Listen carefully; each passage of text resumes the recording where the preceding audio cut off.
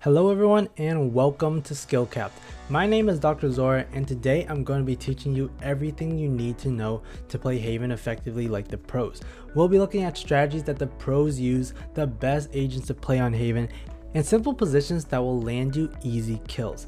Before we get into that though, make sure to hit that subscribe button and turn those bells on because we have a ton more premium content headed your way and you don't want to miss out on your chance to improve. Now before we get started, let's talk about the best agents to play on Haven and why they're so good on this map.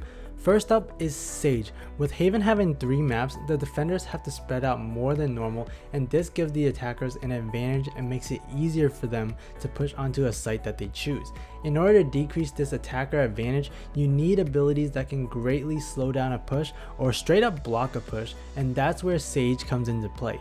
Haven on defense is all about delaying the push so your teammates have more time to rotate and they'll be ready to help you out when the push actually happens. Next up, just like Sage, Cypher is an absolute must on Haven. Again, because there are 3 sites that the attackers can come from, delaying an attacker push is crucial to having success on the defender side and ensuring that a site doesn't get overwhelmed, and Cypher's trapwire and cyber cages are perfect for delaying a push, as well as his spy cam that can identify a push early on. All of his abilities allow him to get information and allow your team ample time to rotate as needed before the push actually occurs from the attackers. Along with good defense with Cypher, there are also multiple choke points that defenders can aggressively push from and catch you off guard for a pick, and Cypher's trapwires and spy cam can be really useful for ensuring that you don't get flanked. So Cypher and Sage are definitely the must-haves on Haven, and with the rest of the composition there is some flexibility in agent selection. For your third agent, you should have a controller as you will need smokes in order to defend and attack sites, and the best agents for this job are Brimstone or Omen. Both of these agents have multiple smokes available to them. Brimstone is straightforward with 3 smokes that can be easily placed, and Omen technically has 2 smokes, but with the recharge he theoretically has 3. With there being more choke points than usual on Haven, having smokes and abilities that can deny certain areas is crucial to ensuring that you'll be able to have a fair fight against enemies without being overwhelmed from multiple angles. You can delay a push with these smokes as well, just like we mentioned with the abilities from Sage and Cypher, but just as importantly, the smokes are going to be necessities to effectively push onto a site as an attacker as well. For example, on A site, Heaven is definitely a tricky position to deal with and should be definitely smoked off if you are to attack it. With those 3 agents, we now have a really strong defense that is incredibly useful on the defender side, but now we need to implement some aggression into the comp so that your team can overwhelm sites. With the last 2 agents, I would recommend one of them being an initiator such as Sova. Sova's abilities are all about gathering information, and with a huge map like Haven, this can be huge for identifying where defenders and attackers are, and with this information you can outmaneuver the enemy team and rotate to have the optimal setup to attack and defend. Lastly, to complete this composition, we want to have a duelist that can really go hyper aggressive and be the first player in for your team, and the best one for the job is Phoenix. His flashes are perfect for pushing into sites, especially in Garage where enemies can be sneaky with shotguns and shorties, and a quick flash will easily take these positions out. And again, with how important information is on Haven, Phoenix's ultimate and firewall are perfect for helping block choke points as well as identify enemy positions. Next up, in order to effectively play both attack and defense on Haven, we need to learn to play default. Playing default refers to the standard positions that your team should play at the beginning stages of a round. On defender side, this setup ensures that you're in an optimal position to defend whichever site the attackers decide to push, and on the attacker side, it ensures that you're in a good position to grab a pick on an enemy and prevent getting flanked. With that being said, let's go into the default setup on the defender side. On the defender side, the default setup would be having 2 players at A, 1 player at B, 1 player at Garage, and 1 player at C. The reason for this is because on the A site, the setup is pretty standard. You have 2 choke points, A long and A short, and you want to have 2 players there to ensure that you have those 2 points covered and prevent an attack. This same concept applies to the rest of the default setup. You want to have every choke point covered, and the remaining places that enemies can push from are mid to B, Garage to B or C, and C long to attack C.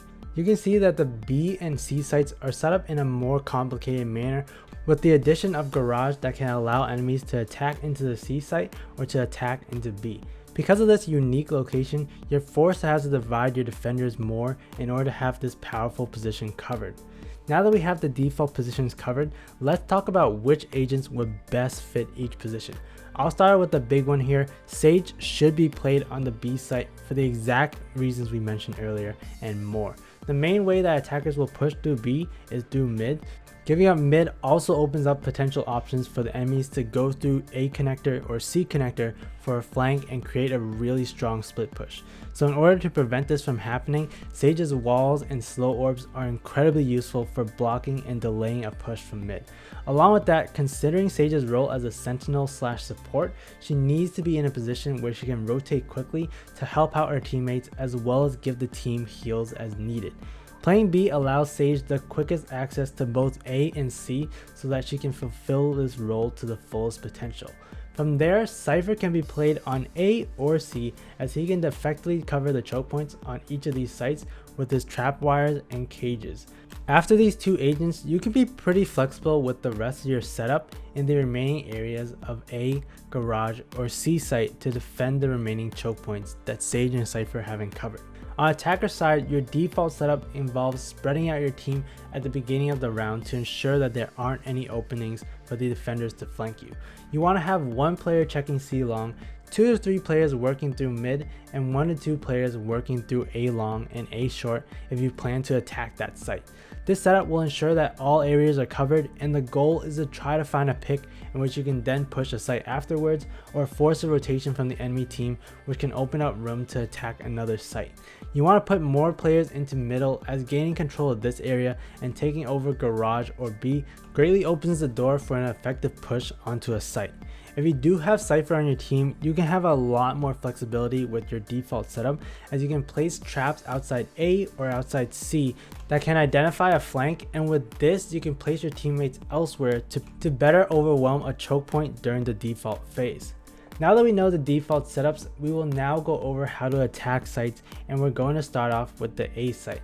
With any site, you want to be attacking from multiple choke points so that the defenders have multiple angles that they have to check for, and as a result they'll be more split up and be easier to eliminate. You can see in this pistol round by Sentinels that they start off with the default setup that we mentioned earlier. They're split up gathering information, and once they see that no one is pushing up, they start to lean towards the A site. Cypher places a trap on the way there to ensure that the defenders won't be able to flank them, and you'll see that Sentinels split 3 players onto A long and 2 players onto A short, and before you go for an attack, you want to smoke off common choke points to decrease the angles that you have to check, such as Heaven and Spawn. From there, Sova also throws a high recon bolt to identify where the defenders are positioned, and with that information in the smokes, Sentinels is able to easily split push onto the A site with less angles to worry about, and they overwhelm the 2 Genji players that were trying to hold it. Next up, we're going to talk about attacking the C site, as it's relatively similar to attacking on A. The 2 choke points that you can push C from are C long and garage, and I 100% recommend that you take garage control prior to the C push, as pushing slowly from C long can be very difficult. It's a long narrow pathway, and as a result it's really easy for defenders to slow you down with traps, cyber cages, or slow orbs, and with this delay the defenders can then rotate over from multiple angles and even flank you by pushing garden and coming from behind on C long, since you have all your players in one location. So a 5-man C long push is super risky and highly likely to fail. However, if you split your players between garage and C long, this allows you to attack from multiple angles and again split up the enemy's focus and defense. They'll have to use up more abilities to try to stop you, and this makes it easier to overwhelm them afterwards for the kills. You can see in this clip of Cloud9 that 2 players are currently pushing through C long, and then Tens is lurking through garage. Tens ends up picking up a player onto garage, and you can see that they then split up 2 players long and 2 players garage to attack the site. Hayes is then in a really rough spot as he's now surrounded from all sides, and he gets a cheeky kill onto Omen, but essentially is done for from there, and C is free for the taking. Tens also had pushed up from garage to spawn to block off rotations, so this split positioning of C long, garage, and spawn really allowed for an effective site take and post plant defense. You can see this happen to a greater extent with this clip here, where the split push actually does come from all 3 angles onto C. 2 players are C long, 1 player is going garage to C, and then Tens is pushing through garage to spawn. So with this positioning, the C site defenders have so many places to look for, and the push is just perfect. Tens surprises Sub Rosa and then causes havoc, and the defending Jet then has no idea where to look at either, and he gets overwhelmed, and just like that, the C defense has been obliterated. Lastly, on attack, we have the B site. Now B is a site that is very tricky. Because it's the middle site, rotating over there from A and C can occur very quickly, so if you decide to push through here, you want to do it fast and get into post plant situations as early as possible. The most common way to take the site is by smoking off A and C connector and then placing a wall onto the left or right side of the door. This cuts the site in half and allows your team to focus in on one area of B. You get the plant, and from there you want to position yourself well for the post plant. You'll notice in this clip that none of the attackers actually stay onto the B site itself, and this is due to the site being extremely small, and as such it's really easy to get overwhelmed from 2 or more angles here by the defenders. Because of this, most attackers will decide to actually back up into cubby or play into window. This allows you to check the flank while also allowing you to keep a good eye onto the spike and not get overwhelmed from multiple places. With this positioning though, you do want to be aware about the defender smoking off door or walling it, and that's why having a cubby player is very important to ensure that someone is close by to deny the defuse if necessary. Now that we talked about how to attack each site on Haven, let's talk about some advanced strategies that the pros use and that you can implement into your play as well. In order to prevent being bombarded at a site, you actually want to push out for information on Haven. With there being 3 spike sites, your team is further split up, and as a result, it's much easier to play attack and get overwhelmed on defense since there'll be less players on each site. Because of this, you actually want to try to go for an aggressive push from time to time on defense to try to get picks or gather information on the enemy locations. In this clip here featuring Team Gen G versus the Sentinels, you can see that Phoenix is on the defender side and he starts to push on the C long to get that early information. Jet is also there to assist them if there were enemies that were found. Once he's turned the corner and finds that no attackers are on C long, Jet immediately starts to rotate and lean towards B and A.